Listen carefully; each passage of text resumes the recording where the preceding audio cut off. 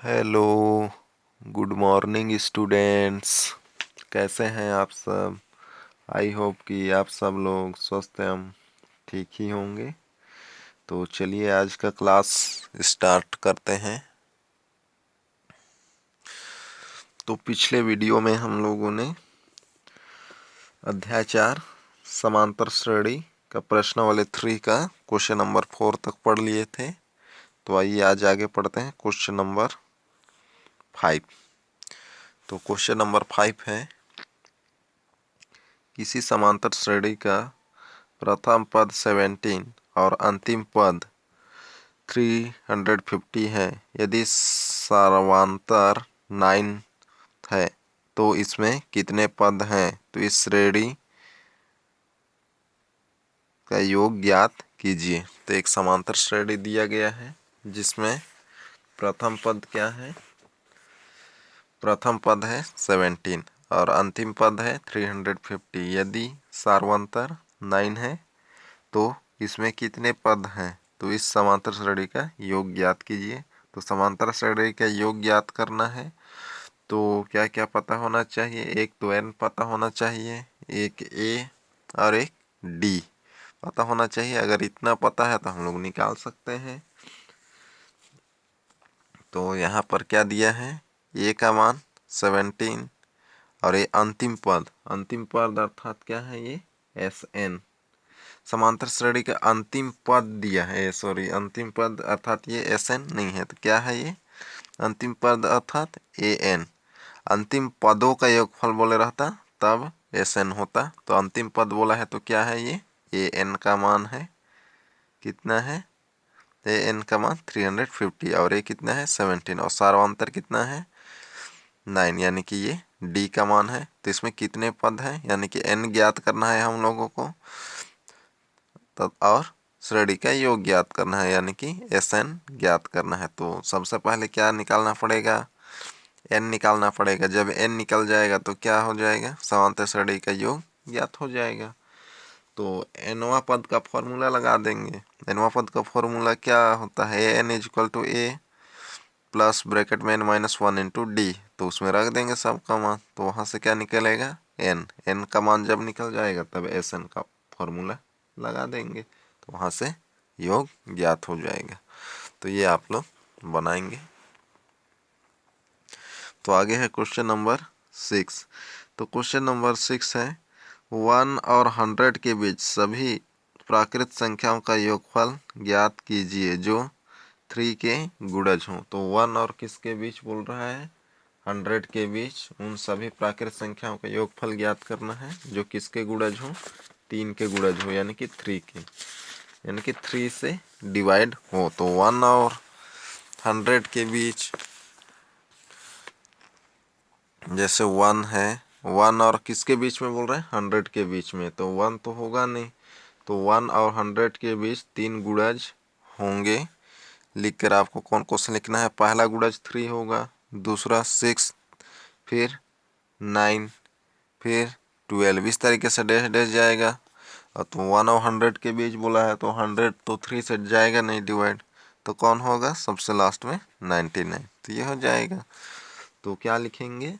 1 और 100 के बीच बीच 3 के गुणज, 3 के गुणज हैं इज इक्वल करके ये लिख लेंगे। ये 3 के गुणज, तो ये श्रेणी मिल गया। तो यह क्या होगा? समांतर श्रेणी। यह क्या है? एक समांतर श्रेणी है। देख रहे होंगे कि 3 3 के क्रम में बढ़ रहा है। तो यह एक समांतर श्रेणी है।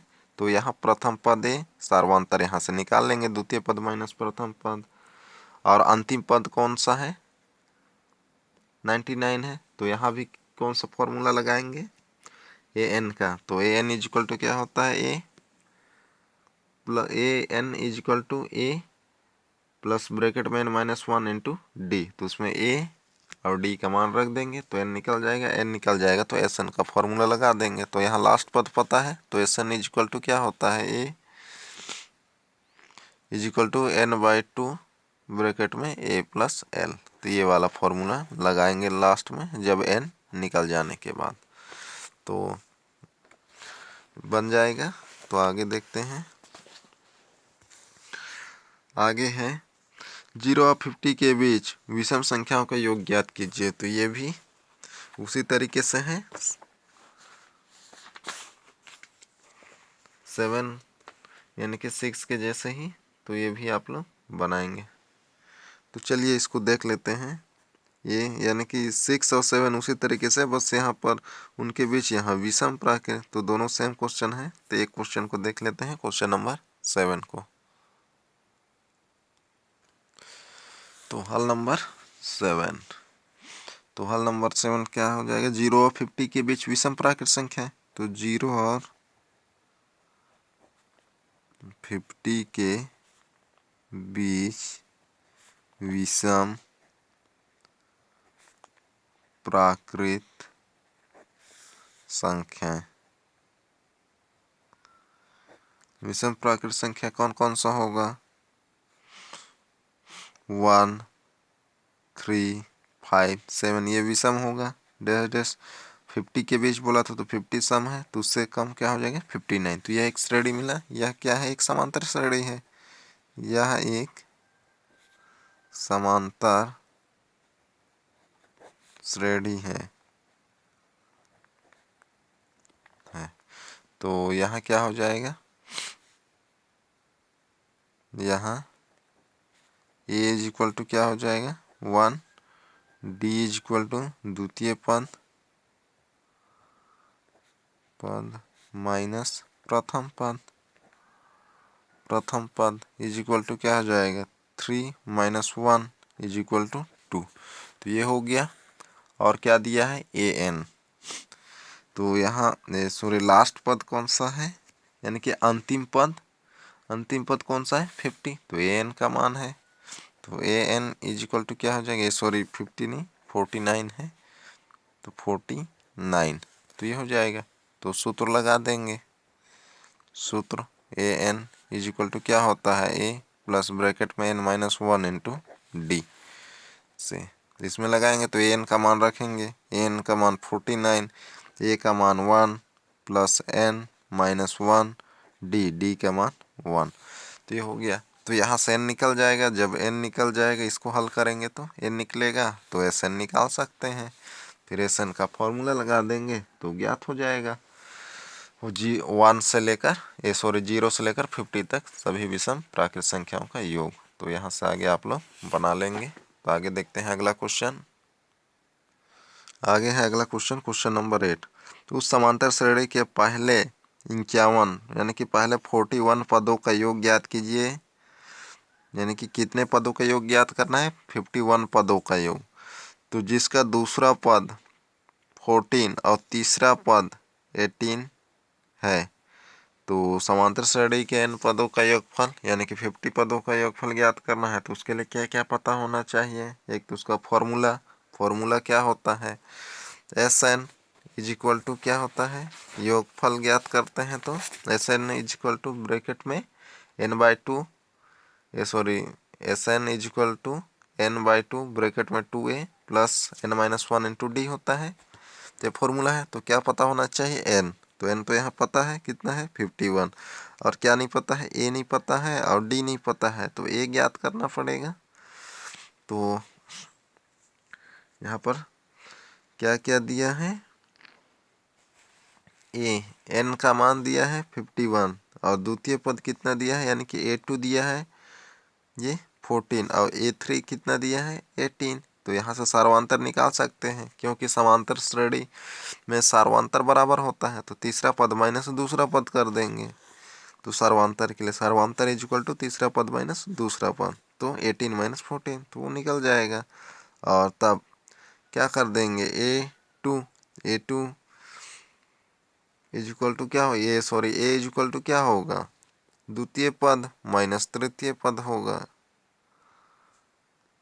तो वहां से निकाल लेंगे आप लोग। यानी कि ये जो फॉर्मूला है सार्वंतर का उसमें लगाएंगे।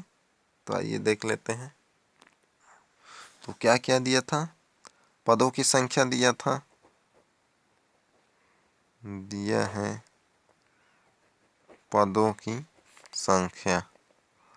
पदों की संख्या कितना दिया था, n इक्वल टू 51 पदों तक का योगफल ज्ञात कीजिए बोला था। और द्वितीय पद दिया था, द्वितीय पद यानी कि a2 इक्वल टू 14 दिया था। और तृतीय पद दिया था, तृतीय पद a3 इक्वल टू 18 इतना दिया था। तो हम लोग को क्या ज्ञात करना है, 51 पदों का योगफल। तो उसके लिए क्या क्या पता होना चाहिए, सार्वंतर पता होना चाहिए, ए पता होना चाहिए और एन पता होना चाहिए, तब निकाल सकते हैं। यहाँ पर हम लोग को केवल क्या नहीं पता है, ए नहीं पता और डी नहीं पता। तो सार्वंतर निकालते हैं पहले। अतः सार्वंतर इक्वल टू क्या होगा, तीसरा पद माइनस दूसरा पद, दूसरा पद, क्योंकि समांतर श्रेणी का सार्वंतर क्या होता है, बराबर होता है। तो समांतर श्रेणी का किसी में अगले पद में पिछले पद को घटाते हैं तो क्या निकलता है, सार्वंतर। तो यहाँ पर क्या हो जाएगा, 18 minus 14 is equal to 4। D का मान कितना मिल गया, 4। तब ए इज इक्वल टू क्या होगा, ये डी इज इक्वल टू क्या होता है, द्वितीय पद माइनस प्रथम पद होता है। तो ये क्या है, प्रथम पद है। तो डी में क्या घटा देंगे, द्वितीय पद को घटाएंगे, यानी ए सॉरी हाँ a2 में द्वितीय पद में सार्वंतर को घटाएंगे तो क्या हो जाएगा, ये जो फॉर्मूला है यहाँ पर लिख रहा हूँ मैं, सूत्र क्या होता है, d is equal to a2 minus A होता है, ये फॉर्मूला है। तो यहाँ से हम लोग ये निकाल सकते हैं ना, एक उधर ले जाएंगे d को उधर ले जाएंगे तो a2 क्या हो जाएगा, a2 a इधर आएगा और d इधर आ जाएगा, फिर मान रख देंगे तो a का मान ज्ञात हो जाएगा। सूत्र क्या होता है, d is equal to a2 minus A होता है, द्वितीय पद माइनस प्रथम पद। तो हम लोग को a चाहिए तो a को इधर ले लाते हैं, तो a इज इक्वल टू क्या हो जाएगा, a2 माइनस डी होगा। तो a निकाल रहे हैं तो a2 का मान कितना है, a2 का मान है हम लोग का 14 है, तो 14 d का मान 4, तो a इज इक्वल टू कितना हो गया, 10। अब यहाँ से निकाल लेंगे तो ये पता हो गया, डी भी पता हो गया और एन भी पता है। तो आता है S N is equal to क्या हो जाएगा, n/2 ब्रैकेट में 2a plus n minus 1 into d. तो इस फॉर्मूला से निकाल लेंगे 50 पदों का योगफल। n का मान 50 रख देंगे, a का मान 10 रखेंगे, n का मान 51 सॉरी n का मान 51 था, a का मान 10 और d का मान 4। तो वहाँ से याद कर लेंगे। तो आइए देखते हैं अगला क्वेश्चन। तो अगला क्वेश्चन है क्वेश्चन नंबर 9। तो अगला क्वेश्चन है क्वेश्चन नंबर 9। तो क्वेश्चन नंबर 9 है, किसी समांतर श्रेणी के प्रथम 7 पदों का योग, यानी कि प्रथम 7 पदों का योग 49 और प्रथम 17 पदों का योग 289 हो तो इसके प्रथम n पदों का योगफल ज्ञात कीजिए। तो क्या बोल रहा है, एक समांतर श्रेणी है जिसमें 7 पदों का योग 49 है और प्रथम यानी कि प्रथम 7 पदों का योग यानी कि एस एन पदों का योग बोला है, पद बोले रहता तो ए एन, पदों का योग बोला है तो क्या है, एस एन का मान S7 का मान 49 और प्रथम 17 पदों का योग बोला है, 17 पद नहीं बोला है, पदों का योग बोला है। तो क्या हो जाएगा, S17 इक्वल टू 289 दिए हैं तो इसके प्रथम n पदों का योगफल ज्ञात करना है। तो किसी भी समांतर श्रेणी का n पदों का योगफल ज्ञात करने के लिए क्या क्या पता होना चाहिए, ए और डी पता होना चाहिए। तो सबसे पहले क्या पता करना पड़ेगा, ए और डी पता करना पड़ेगा, तभी हम लोग निकाल सकते हैं। तो आइए देखते हैं आगे। तो क्वेश्चन नंबर 9 में तो सबसे पहले ए और डी ज्ञात करना पड़ेगा, तभी n पदों का योगफल ज्ञात कर सकते हैं। तो मान लेते हैं, माना समांतर श्रेणी का प्रथम पद ए तथा सार्वंतर डी है। सर्वांतर क्या मान लिए, डी। तो क्या दिया है, दिया है प्रथम 7 पदों का योग दिया था, यानी कि S7 का मान कितना दिया है, 49 दिया है। और क्या दिया है, S कितना 17 का मान 289 दिया है। तो ये दिया है, तो फॉर्मूला लगा देंगे। सूत्र क्या होता है Sn का, Sn is equal to n/2 bracket में 2a plus n-1 into d. तो इस फॉर्मूला को इसमें अप्लाई कर देंगे। S7 का मान कितना है 49, तो S7 इज इक्वल टू क्या हो जाएगा, S7 is equal to n की जगह क्या रखेंगे 7/2 ब्रैकेट में 2a plus n-1 into d. तो ये फॉर्मूला होता है, तो इसमें रख देंगे। Sn का मान कितना है 49 है, तो Sn का मान क्या रख देंगे 49। तो 49 इज इक्वल टू 7/2, फिर यहाँ पर ब्रैकेट में 2a plus n-1 into d. तो ये हो गया। अब यहाँ से 2 का मल्टीप्लाई हो जाएगा 49 से, तो मल्टीप्लाई कर देते हैं। और ये 7 को क्या कर देंगे, पक्षांतर कर देंगे इधर।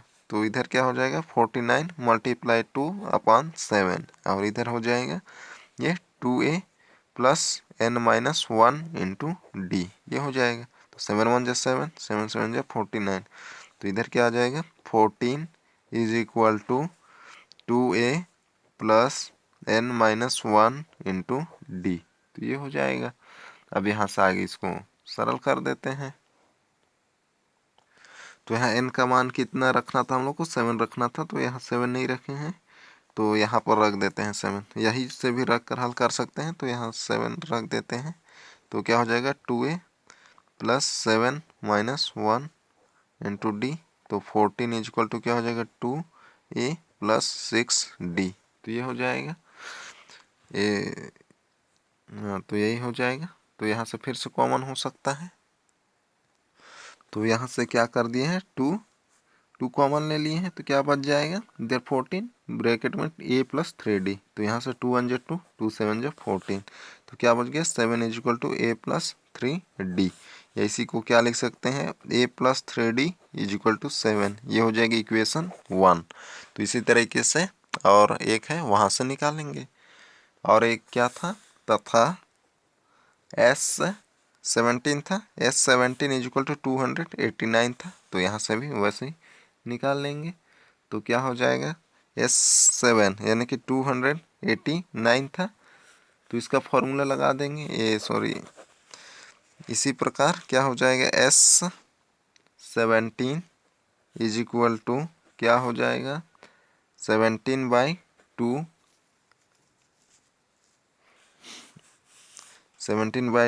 ब्रैकेट में 2a plus n-1 into d. तो यह फॉर्मूला लगाएंगे। फॉर्मूला क्या लगाए हैं यहाँ पर, Sn का फॉर्मूला लगाए हैं, तो n का मान 17 था, तो S17 का मान कितना दिया है 289। तो ये हो जाएगा, इसमें रख देते हैं। तो यहाँ पर भी कितना रखा जाएगा 17 रखाएगा। तो 17/2 ब्रैकेट में 2a प्लस कितना हो जाएगा 18 हो जाएगा, ये सॉरी 16 होगा, 16 इंटू डी। तो क्या हो जाएगा यहाँ पर 16 इंटू डी। ये हो गया, इतना समझ गए। अब यहाँ से 17 × 1 = 17, 17 17 × 289 होता है, तो यहाँ क्या आ जाएगा 17। तो 17 इज इक्वल टू 1/2, यहाँ से क्या हो जाएगा 2 कॉमन हो जाएगा, तो क्या आ जाएगा यहाँ से 2 कॉमन, तो यहाँ क्या बच जाएगा a प्लस 8d आएगा, 2 से 2 कट जाएगा, तो क्या बच जाएगा 17 is equal to a plus 8d या a plus 8d is equal to 17। ये इक्वेशन नंबर 2। तो अब यहाँ से इक्वेशन 1 ये, अब इक्वेशन 2 को हल करेंगे, तो वहाँ से हम लोग को क्या मिलेगा a और d का मान मिल जाएगा। तो हल कर देते हैं। समीकरण 1 में 2 को घटाने पर तो समीकरण 1 में क्या कर रहे हैं, 2 को घटा रहे हैं। तो समीकरण 1 क्या था हम लोग का, a + 3d = 7 और समीकरण 2 था a + 8d = 17। तो माइनस कर देते हैं तो क्या हो जाएगा, माइनस माइनस माइनस माइनस करेंगे तो ये कट जाएगा। अब यहाँ पर क्या आएगा, -5d और = यहाँ पर माइनस का 10, तो माइनस माइनस कट जाएगा, 5 × 1 = 5, 5 × 2 = 10। ठीक है, d = कितना मिल गया, 2। और d का मान किसी भी समीकरण में रख देंगे, 1 या 2 में। तो चलिए हम लोग 1 में रख देते हैं d का मान। तो समीकरण 1 में d = 2 रखने पर, तो a क्या था, a + 3d = 7 था। d का मान कितना रख रहे हैं, 2, तो क्या हो जाएगा, a + 3 × 2 = 7, तो a + 6 आएगा यहाँ, 3 × 2 6 = 7, तो a = क्या हो जाएगा, 7 - 6, तो a = 1। तो ये हो गया। अब SN का फॉर्मूला लगा देंगे। अब क्या हो जाएगा, हम लोग को n पदों का योग ज्ञात करना था, तो ये पता हो गया, d पता हो गया, तो इसलिए क्या हो जाएगा, n पदों का योगफल यानी कि SN = n/2 ब्रैकेट में 2a + n - 1 × d। हम लोग n पदों का योगफल निकाल रहे हैं, तो यहाँ पर क्या हो जाएगा, n का मान तो n ही रहेगा क्योंकि n पदों का योगफल ज्ञात कर रहे हैं। तो यहाँ पर रख देंगे a और d का मान, तो ये हो जाएगा a का मान क्या है, 2 × 1 + n - 1 d का मान कितना है, 2, तो ये हो जाएगा। तो इसमें रख देंगे अब आगे, आगे सरल कर देंगे, n/2 क्या हो जाएगा, यहाँ पर 2 आएगा और यहाँ पर 2 का मल्टीप्लाई, तो +2n - 2 ये हो जाएगा। तो आगे इसको हल करेंगे तो क्या आ जाएगा, n/2, 2 से 2 कट जाएगा, तो क्या हो जाएगा, × 2n, तो यहाँ से भी 2 से 2 कट जाएगा, तो क्या हो जाएगा, SN = n × n यानी कि n²। तो ये हो जाएगा आंसर। n पदों का योगफल क्या है, n²। तो ये आप लोगों को इस तरीके से बनाना है, तो बन जाएगा। तो आइए अब आगे देखते हैं अगला क्वेश्चन। तो आइए आगे देखते हैं क्वेश्चन नंबर 10। तो क्वेश्चन नंबर 10 है, यदि किसी समांतर श्रेणी के प्रथम, द्वितीय और अंतिम पद क्रमशः a, b और 2a हो तो सिद्ध कीजिए कि श्रेणी का योगफल यानी कि श्रेणी के n पदों का योगफल 3a/2 ब्रैकेट में b - a होगा। तो ये सिद्ध करना है यानी कि n पदों का योगफल ज्ञात करना है, यानी कि SN = इतना लाना है हम लोग को। तो जिसके लिए श्रेणी में क्या दिया है, a का मान क्या है, a ही है, और द्वितीय पद यानी कि a2 का मान b है, और अंतिम पद का मान है, अंतिम पद क्या है, an का मान 2a है। तो ये हो जाएगा। तो यहाँ प्रथम पद तो ही है, सर्वांतर निकालने के लिए क्या कर देंगे, द्वितीय पद माइनस प्रथम पद यानी कि b - a और an है, तो यहाँ से n निकाल लेंगे। an का फॉर्मूला लगा के जब n निकल जाएगा तो SN का फॉर्मूला लगा देंगे, जब SN का फॉर्मूला लगाएंगे तो ये मिल जाएगा। तो ये बनाएंगे आप लोग। तो आगे देखते हैं क्वेश्चन नंबर 11। तो क्वेश्चन नंबर 11 है, एक समांतर श्रेणी के n पदों का योग, क्या बोल रहे हैं, एक समांतर श्रेणी के n पदों का योग यानी कि SN का मान क्या है, n² + 4n है, तो श्रेणी का 15वां पद ज्ञात कीजिए। तो 15वां पद ज्ञात कीजिए अर्थात an ज्ञात करना है, ना कि SN। 15 पदों का योगफल बोलता तब SN लगता, यहाँ पर क्या बोला है, 15 पद, 15वां पद यानी कि an का मान ज्ञात करना है। तो an = क्या होता है, a + ब्रैकेट में 2a an